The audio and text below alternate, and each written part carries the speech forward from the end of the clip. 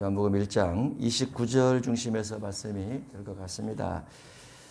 29절 말씀이 너무너무 중요한 말씀인데 어린 양이신 예수님이 세상 죄를 지고 갔다 이렇게 되어 있죠. 그래서 세상 죄를 왜 지고 가셨느냐? 세상은 무엇하는 곳인가? 세상은 어떤 곳인가? 이런 부분이 깨우쳐지지 않는다고 하면 예수님의 세상 죄를 지고 가는 것도 이해가 안 되는 것이고 어린 양에 대한 부분도 이해가 안 될 수 있습니다. 우리의 신앙은 예수님 믿음으로 구원을 받는다라고 말하죠. 예수님 믿음으로 왜 구원을 받는가? 라고 질문을 던져보는 거죠. 왜 구원을 받는가? 예수님께서 내 죄를 짊어지고 가셨기 때문에 내 죄가 없어졌다.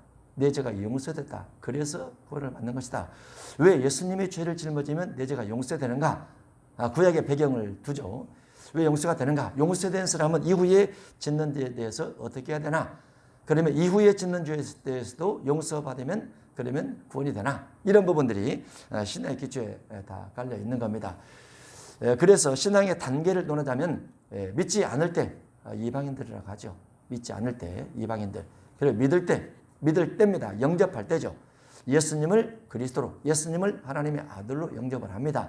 그러니까 예수님을 영접한다, 예수님을 하나님의 아들로 받아들인다라는 그 배경 속에는 예수님이 하나님의 아들로 받아들이는 그 배경 속에는 예수님께 내 죄를 던져버렸다. 예수님께서 내 죄를 가져가셨다. 그래서 예수님께서 나를 의롭다라고 봐주시고 예수님께서 나를 예복을 입었다 봐주시고 천국 갈 만한 사람이네 라고 봐주신다는 그 믿음이 그 속에 들어있는 겁니다. 우리가 예수님 믿는다. 예수님 믿으시오. 그러면 구원을 받습니다. 단순히 고백적인 그 논리가 아니고 그 논리의 배경 속에는 예수님의 고난과 죽으심, 희생 그리고 부활 이것을 믿느냐라는 거죠. 그것을 믿느냐. 그것이 믿어지지 않는다고 하면 사실 우리가 예수 믿는다라는 가짜예요. 가짜. 우리가 교회를 다니면 고백은 하죠. 믿기는 믿습니다. 하나님 계신다는 거 믿지. 말은 하죠. 교회에서 여러 가지 일들을 하면서 봉사를 하면서 내가 교회를 다니는 사람입니다. 근데 성경은 도저히 안 믿어집니다. 어떻게 홍해바다가 갈라질 수 있습니까? 예수님 어떻게 무리를 걷습니까? 안 믿어집니다. 왜 안 믿어집니까? 안 믿어지죠. 안 믿어지는 사람이 있죠. 믿어지는 사람은 왜 그게 안 믿어집니까? 그러고 안 믿어지는 사람은 어떻게 그게 믿어집니까? 그럽니다. 그러죠. 안 믿어지는 사람은 믿어지는 것이 이해가 안 되고 믿어지는 사람은 안 믿어지는 거 이해가 안 되죠. 근데 우리가 안 믿을 때는 사실 그게 안 믿어졌어요. 안 믿을 때는 예수님의 부활이 기독교인들은 믿지만 나는 도저히 이해가 안 됩니다. 그거는 이해가 아니고 믿음으로만 되는 거예요.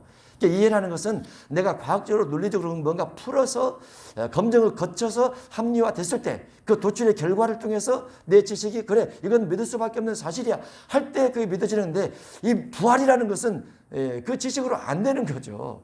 왜냐면은 완벽하게 죽었는데 어떻게 사람이 부활되느냐 그 말이죠. 부활됐다가 승천해서 어디 가서 살고 있느냐 이것도 이해가 안 되죠.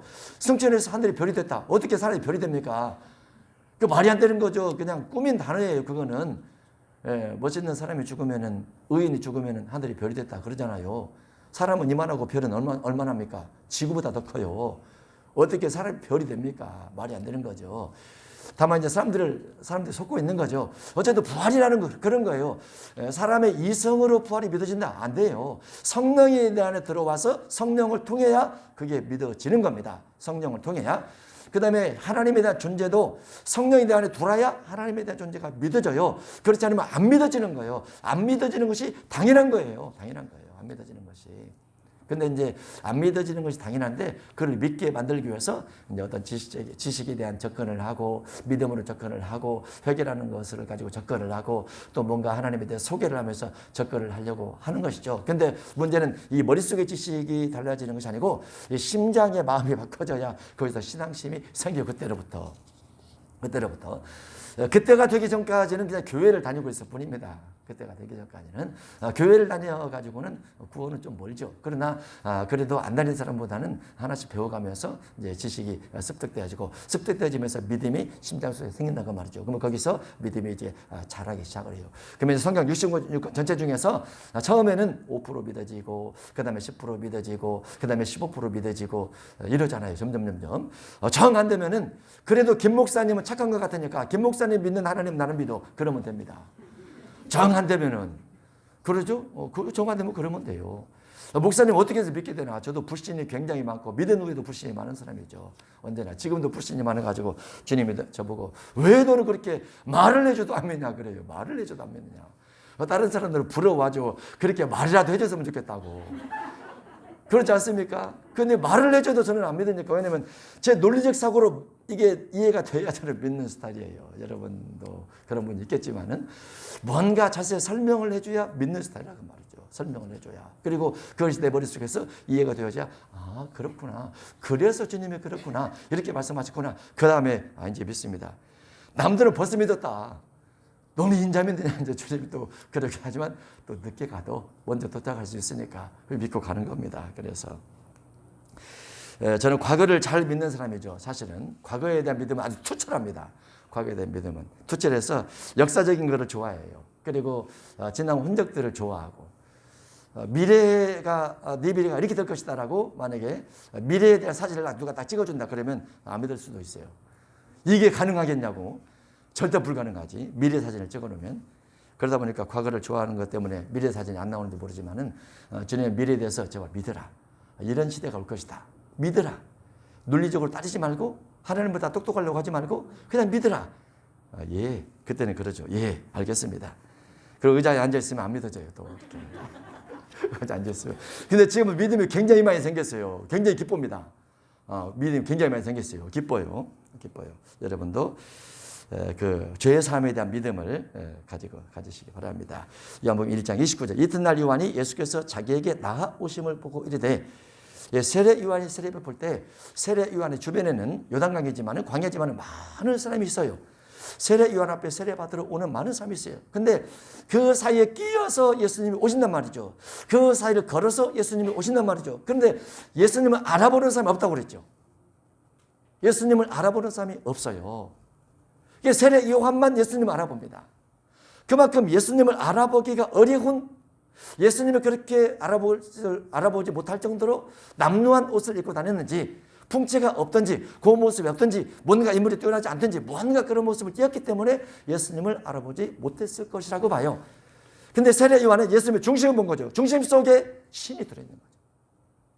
예수님의 중심 속에 하나님의 아들이 들어있는 거죠. 그 세례 요한 속에 있는 성령께서 예수님이 하나님의 아들이라고 알려주는 겁니다. 우리도 예수님을 잘 알아볼 수 있어야 돼요. 세상을 잘 알아보는 것이 아니고 세상 인물을 잘 알아보는 것이 아니고 예수님을 잘 알아볼 수 있는, 예수님을 진실로 섬기는 사람이 눈에 띌 수 있는 그런 눈이 있어야 됩니다. 그런 눈이. 그렇지 않으면 예수님 옆에 지나가나 우리가 알 수가 없어요.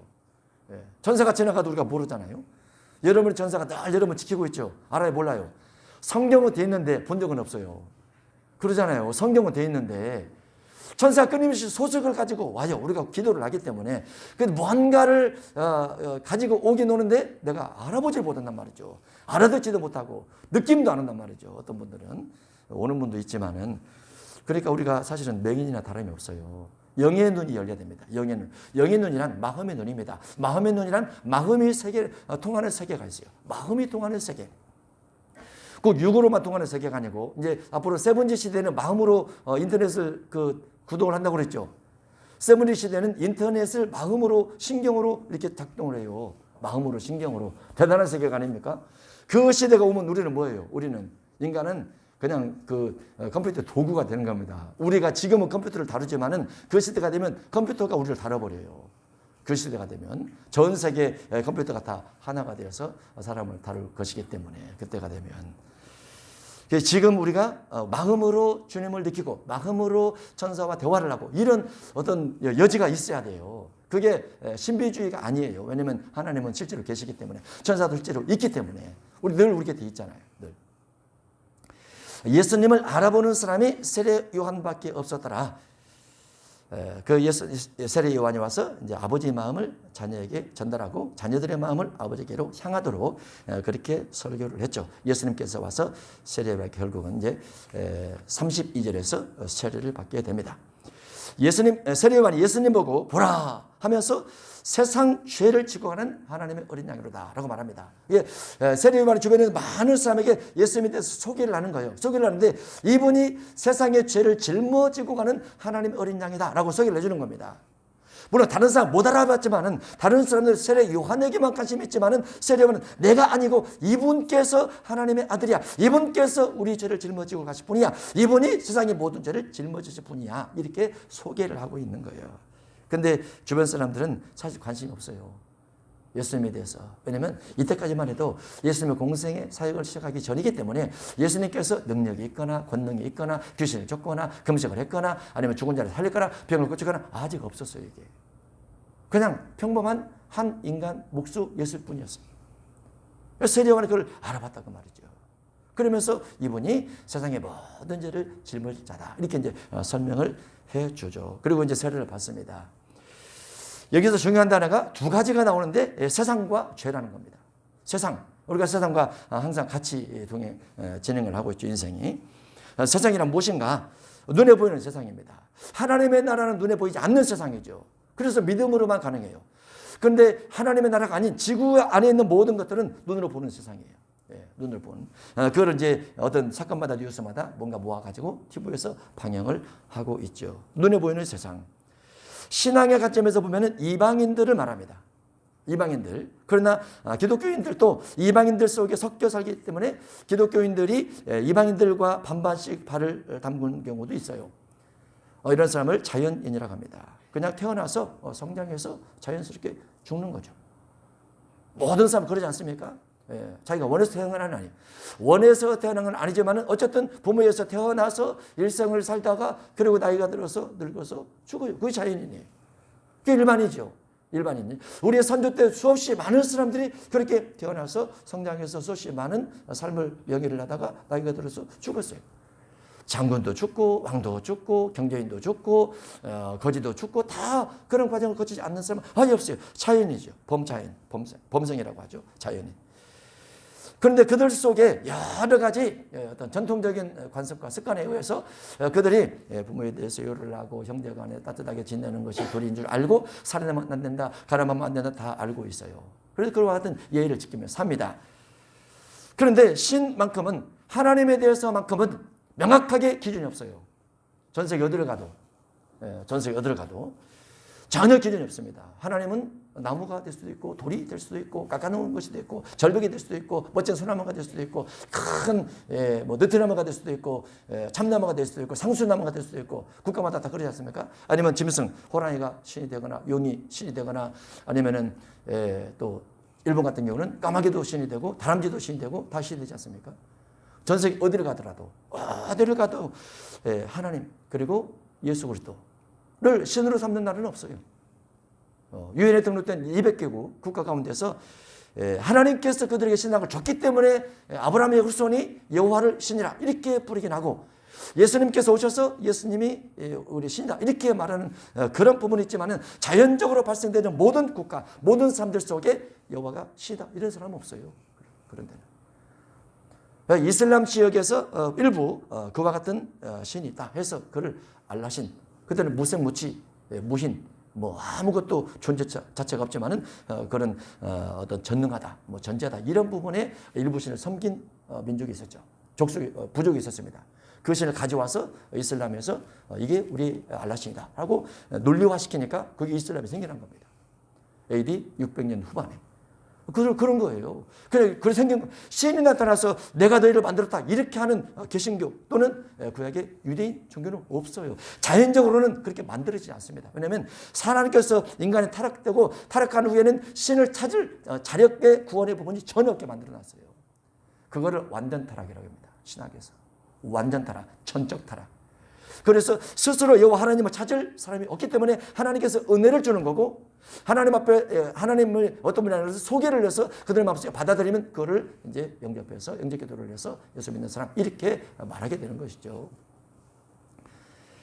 이 세상은 신에 대한 개념이 없어요. 신에 대한 개념. 그래서 그 대신 다원신 여러 나름대로 신이라 인정하는 그 신들만 인정을 하게 됩니다. 그래서 하나님의 관점에서 볼 때는 다 악한 자. 다 죄인이 되는 것이죠. 신적 관점에서는 이웃에 대한 개념이나 부모에 대한 개념은 다 뭐 죄를 따로 다룰 수 있어요. 그 이방인들도 그렇게 하기 때문에 비교를 하고 그러기 때문에 그러나 신에 대해서는 누구든지 이방인들 가운데서 구원받을 자가 한 명도 없다. 그것을 세상이라고 합니다. 그걸 세상. 그 세상은 신에 대한 두려움이 없고 신에 대한 존재를 온전히 믿지 못하다 보니까 어떤 관점에서 세상을 살아가느냐, 요한일서 2장 16절의 관점에서 대부분의 사람이 삽니다. 세상에 있는 모든 것, 이게 전체입니다. 세상에 있는 모든 것, 세상의 모든 것, 극동에서 극서까지, 남극에서 북극까지, 동서남북, 사방에 인류가 존재하는 모든 장소에서는 이 세 가지가 중심돼서 인생을 살아요. 두 가지로 줄이면 정욕과 자랑입니다. 정욕과 자랑. 자랑 많이 하지 않습니까? 어느 때가 자랑이 가장 많습니까? 손주 낳고 손주가 이쁜 짓 할 때. 할머니들, 엄마들 온갖 미사여고 다 동원돼서 자랑 아니야, 사실이 아니야 하면서 막 하죠. 사실이에요, 사실. 남이 들을 때만 자랑인 거지. 사실이 그거든, 사실. 얼마나 이뻐요, 얼마나. 저도 예전에 어린아이를 너무너무 이뻐했어요. 진짜로 이뻐했어요. 그러나 이제 인생의 전체적인 흐름을 알고 죽은 다음에 심판을 알고 보니까 잘 키워야 돼. 이 생각만 가득 차 있죠, 지금은. 정욕과 자랑, 이 두 가지가 세상 모든 사람의 관심이에요. 관심. 어느 국가를 가더라도. 우리나라에서 외국인들 인터뷰를 하죠. 외국에 가서 세계 테마여행 해가지고 인터뷰를 해도 다 들어보면은 다 자랑이에요. 자랑. 그리고 정욕이고. 끊임없이. 이게 세상 전체입니다. 그러면 여기에서 그리스도인들은 약간 나와야 된다. 구분되는 거죠. 구별되어져야 되는 거예요. 기독교인들은 정욕과 자랑 중심에서 가면 안 된다. 빠져나와야 된다. 이렇게. 골로새서 3장 5절에 보면 그러므로 땅에 있는 지체를 죽이라. 음란과 부정과 사욕과 악한 영역과 탐심이니 이렇게 되어 있습니다. 이게 이제 땅에 살아가는 사람들은 이런 모습으로 대부분 살더라고 말이죠. 대부분. 거의 다 말할 것도 없습니다. 마가 7장 21절도 우리 속에서 무엇이 올라오느냐, 우리 속에서 여러 가지 악한 생각이 올라오는데 음란과 도둑질과 살인과 간음과 탐욕과 악독과 속임과 음탕과 질투와 비방과 교만과 우매하면이 우매하다는 것은 멍청하다는 겁니다. 이게 속에서 올라와요. 공부하기 싫어. 공부하기 본능이에요. 나는 공부가 너무나 좋아. 이런 사람도 있죠. 대단한 사람이에요. 공부같이 쉬운 것이 없어. 이런 사람도 있잖아요. 그런 사람도 있어요.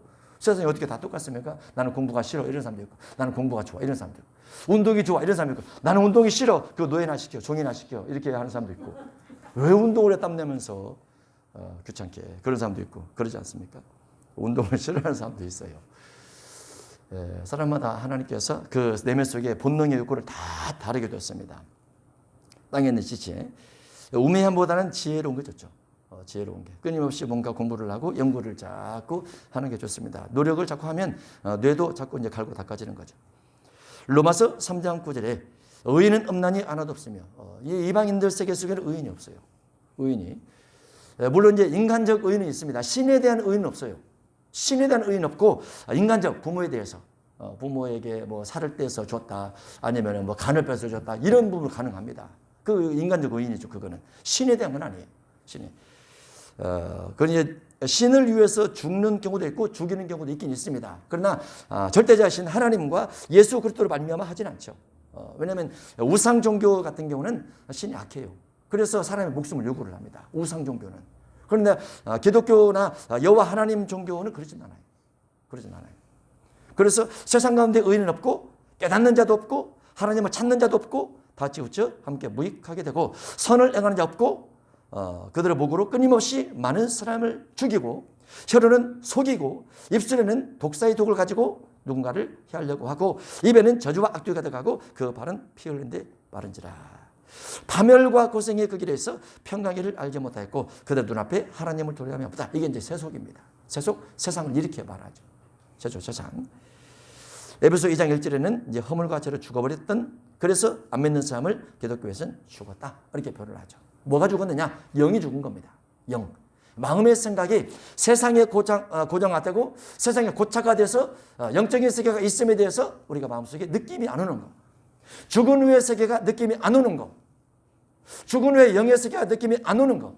천사의 세계나 귀신의 세계가 느낌이 안 오는 거. 귀신의 세계는 느낌이 오는데 천사의 세계는 느낌이 안 오는 거. 영이 죽은 거예요. 우리가 두려움이 많으면 귀신에 대한 믿음은 강합니다. 그런데 천사에 대한 믿음이 안 생겨요. 두려움이 많으면. 기쁨이 많으면 귀신에 대한 두려움보다는 천사에 대한 기쁨이 훨씬 더 많이 생기는 거고. 우리 마음은 어느 똑같이 이렇게 나눠서 할 수는 없어요. 한쪽이 강하면 한쪽이 약해지게 되어 있습니다. 그래서 우리 마음속에 신앙이 천사를 인정하느냐 아니면 영의 하나님을 인정하느냐, 셋째 하늘을 인정하느냐, 이런 부분이 과학적으로 검증된 것만 이해를 한다. 근데 천국을 찍은 사진도 있죠. 인터넷 보면 나옵니다. 허블 망원경이 셋째 하늘을 찍은, 나사에서 찍은 그런 영상도 있어요. 대단하죠. 근데 그것도 이거 가짜 아니야, 그러면 안 믿어지는 거죠. 저처럼 믿음이 안 생겨가지고 찍었다는데 그럼 믿어야지. 찍었다는데, 나사의 과학자가 찍었다는데.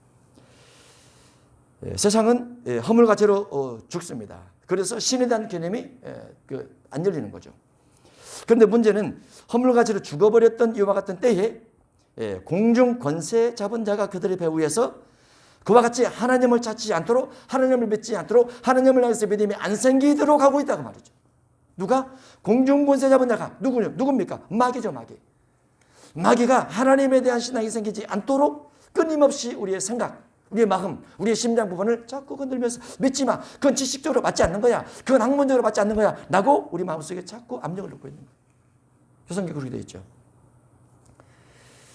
세상 사람들은 그 목적이 무엇이냐? 이 땅을 위해서 무엇인가를 얻는 겁니다. 대부분 세상 사람들은 이 땅을 위해서, 영혼을 위해서 준비하지 않죠. 영혼을 위해서.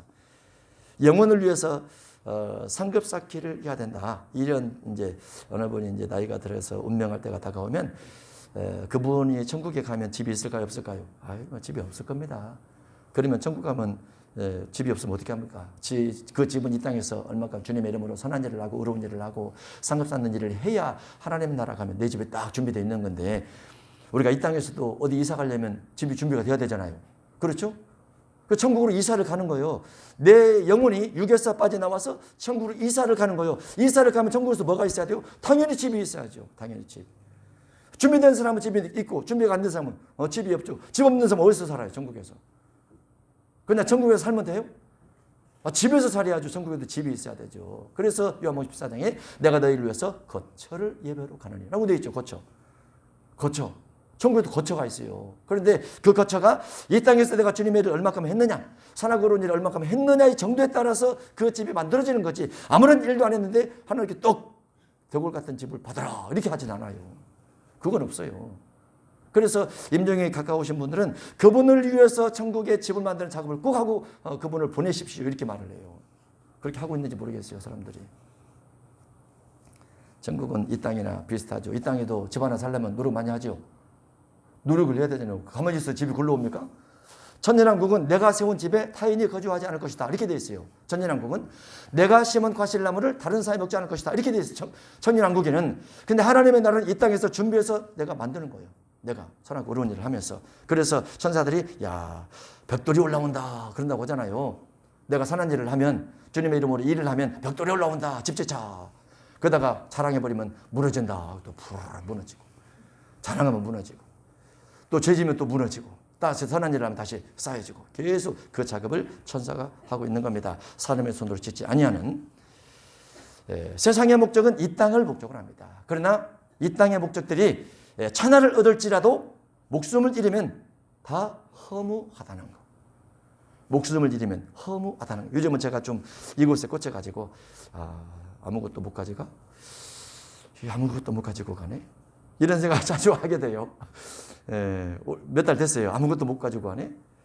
뭐 해야 되는 거야? 이런 부분들을. 그래서 이제 멋지게 내가 선한 일을 한 것을 가지고 가기 위해서 더 많이 노력을 해야 되겠다. 이렇게 생각을 합니다. 세상 사람은 세상 결국 어떻게 됩니까? 심판을 받습니다. 모든 사람이 죄를 범하였으면 하나님의 영광에 이르지 못한다. 하나님의 나라에 이르지 못한다 그 말입니다. 그래서 자연인들은, 세상 사람들은 천국 갈 수 없어요. 왜냐하면 신의 개념이 다르기 때문에. 그들이 섬긴 신은 사탄입니다. 사탄은 다양한 모습으로 다양한 종교로 활동을 하지만은 그들이 섬긴 신에 의해서 결국은 사탄이 있는 곳으로 가게 되죠. 그것이 지옥이죠. 요즘 영화에 그런 지옥은 천국보다 훨씬 더 좋은 곳이다. 이런 영화가 있어요. 사탄은 하나님보다 훨씬 더 능력이 많다. 이런 말들. 이제 솔깃하죠. 자꾸 들으면.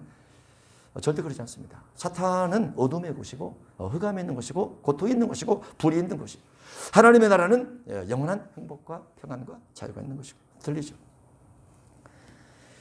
보이지 않는 속에서 세상을 사탄이 지배를 합니다. 그래서 창세기 3장 15절에 여자의 후손과 뱀의 후손을 이야기하면서 뱀의 후손이 하나님께서 아담에게 말씀하시고 하와에게 말씀하셨지만은 예수님 시대 4,000년을 계속된 역사 가운데서 그 뱀의 후손이 반드시 줄기가 있고 여자의 후손이 줄기가 있어요. 그래서 하나님께서 아담으로, 셋으로, 그 다음에 모두셀라로, 그 다음에 노아로, 그 다음에 셈으로 이어지는 그 여자의 후손의 계열이 있고, 그 다음에 뱀의 후손이 또 계열이 있죠. 그래서 가인으로, 그 다음에 또 이제 노아의 아들 가운데서 함으로, 함에서 가나안으로, 가나안에서 또 이어지는 그 계열이 있어요.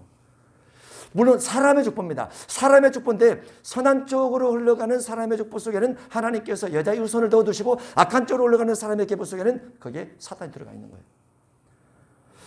그를 이어받아서 우리가 생긴 겁니다. 그걸 이어받아서 마찬가지로 우리의 선함의 자녀가 이어받으면 우리는 여자의 후손 쪽으로 해서 이어주고 있는 거예요. 그렇게 이어주고 있는 거예요. 그것이 성경 전체의 큰 흐름으로 여자의 후손과 뱀의 후손, 또 하나는 약속의 자손과 육신의 자손으로 나눠져서 두 줄기로 크게 이어져 있게 되는 것이죠. 여자의 후손 쪽은 구원으로, 또 사탄의 후손 쪽은 심판으로 이렇게 가게 됩니다. 어쨌든 악한 자 속에는, 육체의 후손 속에는 반드시 사탄이 개입되어 있더라 그 말이죠. 그러다 보니까 믿지 않는 많은 이방인들이 또는 사람들이 죄를 짓게 돼요. 죄, 신에 대한 죄, 그곳에다가 이웃에 대한 죄도 짓게 되는 것이죠. 그 중에서 어떤 죄가 신약에서 말하는 주된 죄냐? 로마서 7장의 죄. 우리가 선을 행하고자 하는데 끊임없이 속에서 악이 올라오더라. 선을 행하고자 하는데 끊임없이 속에서 악한 생각이 올라오더라. 그래서 이 악한 생각이 올라오지 못하게 바울이 노력을 해서 올라오지 마. 자신을 쳐서 복종시키면서 올라오지 마. 하도 해도 또 올라오더라 그 말이죠. 근데 그 죄를 사도 바울이 고민을 하는 거죠. 왜 올라오지 말라고 이렇게 올라오나 하면서 이 죄를 그대로 두면 내가 죽어버리겠네, 내가 심판받겠네, 이 사망의 몸에서 누가 나를 건져내랴 하고 탄식을 하는 겁니다. 이것이 신앙의 일부예요.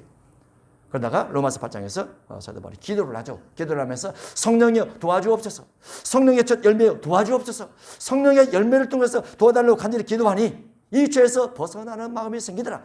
죄에서 해방되는 마음이 생기더라. 마음속에 평안함이 충만하고 마음속에 죄 생각이 떠오르지 않더라 그 말이죠. 그래서 해방되었네라고 말하는 겁니다. 해방되었네. 이 성령을 통해서 이와 같은 죄에서 벗어날 수 있는, 죄의 마음과 생각에서 벗어날 수 있는 부분이 무엇이냐? 그게 이제 성령을 통해서 주어지는 건데 그 배경 속에는 예수님의 십자가가 딱 들어가 있는 거예요. 그래서 구약의 사람들은 마음의 죄를 크게 다루지 않습니다. 다루긴 하지만은 육의 죄를 다루고 시작은 마음의 죄를 다루는데 마음의 죄를 다룸에 있어서 속에서 올라오는 본능적 욕구에 대해서 어떻게 이길 것인가. 그래서 성령을 몸에 줘버리겠다. 성령을 몸 속에 넣어줘버리겠다. 성령이 내 안에 내주하시는 것이다. 내주하시는 성령의 도움 부르심을 받아서 너희는 죄를 이기고 불의를 이기고 욕심을 이기고 정욕을 이기고 다툼을 이기고 경쟁을 이기고 마음속에 불의한 생각들을 다 털어내버리라. 마음속에 불의한 생각, 본능의 생각을 털어내버리고 성령의 생각, 은혜의 생각, 사랑의 생각, 용서의 생각을 담아둔다고 하면 그것이 사단을 이기는 비결이다. 이렇게 말씀하고 있는 거죠. 그 예수님께서 가신 그 길 속에 우리의 죄를 예수님이 가져가 버린 부분이 있어요. 그래서 성령이 내주하시면서 그를 이길 수 있는 힘이 생겨지게 된 것입니다. 그분이 예수님이시죠. 죄를 짊어지고 가는 자. 출애굽기 12장에 예수님이 어린 양으로 출애굽기 12장은 어린 양을 잡습니다. 애굽에 있었던 모든 죄를 어린 양의 피에 녹여버리죠. 애굽에 출애굽하면서 애굽의 장자, 짐승의 장자를 다 죽입니다. 죽일 때 피를 임방가솔주에 바른 집들은 하나님의 사자가, 죽음의 사자가 들어가지 않아요. 왜냐하면 그 피 안에 있는, 피가 문에 묻어 있는 이 집 안에 있는 사람들은 천사가 볼 때 이 피를 통해서 그 사람의 죄가 용서가 돼서 용서되지 않는 애굽 사람들과 짐승의 장자들은 내가 다 죽일 거야 하면서 가지만은 이 피가 묻어있는 이 집 안에 있는 사람들은 이 피에 이 안에 있는 사람들의 죄가 용서된 거야. 용서된 사람은 하나님의 사자가 칼을 빼들고 그들을 죽일 수가 없다고 말이죠. 마찬가지로 우리가 주님을 영접하게 되면 주님의 영접함을 통해서 예수님의 십자가 피가 우리 임방가설주에 묻어지게 되는 겁니다. 우리가 용서가 되는 거죠. 그러면 사단이 우리를 공격하려도 공격할 수가 없어요. 왜냐하면 사단은 하나님께서 죄를 보고 그를 허락하기 때문에. 이 용서된 사람은 어떻게 공격할 수 있습니까? 그래서 회개를 하면 회개를 할수록 우리 죄는 용서가 되어지고 하나님의 축복과 하나님의 은혜는 가까이 오는 거예요. 사단은 그만큼 많이 멀어지게 되는 것이고 그 피 때문에 그래서 믿은 이후에 자범죄를 짓게 되면 이 자범죄를 가지고 우리가 회개를 하는 것이죠. 예수님께서 이와 같은 은혜를 가지고 살아갈 수 있도록 우리에게 은혜를 주신 것입니다. 예수님께서 인류의 모든 죄를 가지고 가신 것이죠. 마치 어린 양이 되어서 이제는 내 피를 너희 임방과 적시에 바르라. 내 피를 믿으라. 내 피를 믿게 되면 너희 죄가 사함 받을 것이다. 내 피를 믿으면 너희 죄를 통한 심판이 용서가 되어서 심판이 사라질 것이다. 이게 이론이에요.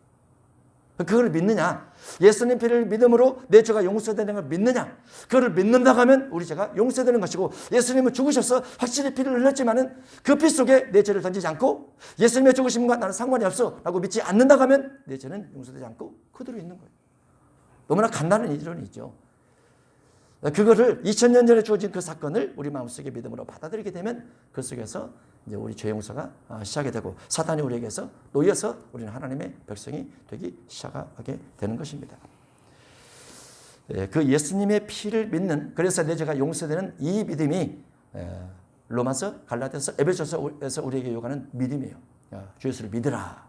뭘 믿느냐? 예수님 피를 믿으라. 왜 믿느냐? 그 피를 통해서 내 죄가 용서된 것을 믿으라. 용서된 사람은 그 다음에 어떤 자유를 누릴 수 있느냐? 사단이 그걸 보는 거죠. 사단이. 저 사람 속에 예수님의 피가 있어. 접근하면 안 돼. 그 피에 죄가 녹아서 없어져 버렸어. 내가 그를 심판할 수 없어. 미움은 할 수 있으나 심판할 수는 없어. 이렇게 되는 거예요. 그래서 그래도 예수 믿는 사람이, 그래도 기도하는 사람이 사단이 덜 관여를 하는 겁니다. 그래서 그 믿음 안에서 하나님께서 삶의 형통을 열어주시는 것이고, 거기에다가 기도를 해서 성령의 충만을 받고 성령의 은사를 받고 성령의 재능을 받으면 내가 가지고 있는 재능과 내가 가지고 있는 은사 속에서 하나님께서 플러스를 해주기 때문에 강력한 능력이 나타나서 미래를 개척해 나갈 수 있게 되는 것이고, 그게 이제 우리 신앙생활이라 이렇게 볼 수가 있죠. 그 믿음까지 가지 않고 아니면 은사까지 가지 않고 능력까지 가지 않으면 신앙이 항상 그 자리에 머물러 있습니다. 머물러 있어요. 그래서 이미 용서받은 사람은 은사와 능력을 자꾸 구해야 돼요. 재능도 자꾸 구해야 되고 축복도 자꾸 구해야 되고, 용서되지 않은 사람은 구해도 안 오지만은 용서받은 것을 믿는 사람은 자꾸 구해서 나를, 내 자신을 뿌려살 바 해 나가야 되는 겁니다. 그럼 하나님이 채워주게 되어 있어요. 그게 믿음의 국가이고 믿음의 사람이고 믿음의 일꾼들이죠. 그런 사람은 세계에 너무나 많죠. 간증들이. 예수님께서 우리 죄를 짊어지고 가신 하나님의 어린 양이다. 이렇게 되어 있습니다. 30절. 내가 전에 말하기를 내 뒤에 오는 사람이 있으니 나보다 앞선 것은 그가 나보다 먼저 계심이라는 것이 이 사람을 가리킴이라. 예수님께서 나보다 먼저 계시다라고 말을 하죠. 나도 그를 알지 못하였으나 내가 와서 물로 새를 뿌는 것은 그를 이스라엘에게 나타내려 함이라 하면서 성령이 내려서 머무르는 사람이 바로 하나님의 아들이라 라는 것은 다음 절에서 고백을 하게 됩니다. 우리는 이 본문 속에서 세상에서 빠져나온 하나님의 사람이 되었다는 것, 용서된 하나님의 사람이 되었다는 것, 그래서 기도와 간구를 통해서 성령의 은사와 능력을 받아서 삶을 일궈나가면서 하나님의 축복의 사람이 되어야 한다는 것, 이렇게 정리를 해봅니다. 기도하겠습니다. 하나님 아버지, 사단이 집요하게 우리를 죄 속에 끌어들이기 위해서 노력하고 애쓰고 미혹하고 환경을 통해서 끊임없이 우리를 압박을 합니다. 사탄아 물러가라. 예수 그리스도로 말미암아 성령의 능력이 우리 가운데 와서 우리가 예수님의 이름을 통해서 사탄을 대적하면 사단은 육의 것, 자랑의 것들을 가지고 가버립니다. 우리 하나님의 성령 안에서 은사와 능력과 권능을 간구하여 하나님의 뜻을 이뤄내면서 많은 간증과 증거들 간직해야 될 줄로 믿습니다. 그것이 증거가 되어서 더욱 큰 믿음을 불러오고, 그것이 증거가 되어서 더 큰 믿음을 불러오면 주님에게서 멀어질 수 없고, 주님으로부터 또 환경으로부터 우리가 지킨 바 되고 보호한 바 되어서 끊임없이 우리 믿음이 천국 백성이 될 줄로 믿습니다. 우리 모두를 축복하셔서 간절히 기도하여 승리하는 하나님의 백성들 되게 해 주옵소서. 예수님 이름으로 기도합나이다. 아멘.